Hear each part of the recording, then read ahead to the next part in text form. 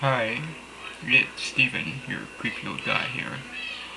Once again, this time I'm not gonna dance. I'm just gonna go and do a little road trip here.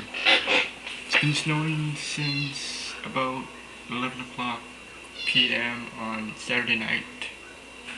So right after the concert at the Stones ended, which I went to at BC Place, I have trudged through a little bit of snow. But it's now been 2 days.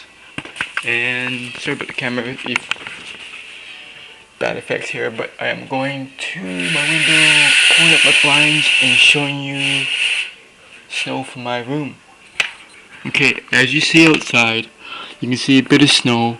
I can't tell what I'm pointing at, but hopefully you can see that snow there and the icicle on that tree there. Pretty beautiful, eh? Well, that's snow at my place. North side window, really blah because, of course, people like your privacy. Anyways, that's snow up there. So, you're looking at my ugly mug here. The creepy old guy reporting. I'm tuning out and putting this on my site.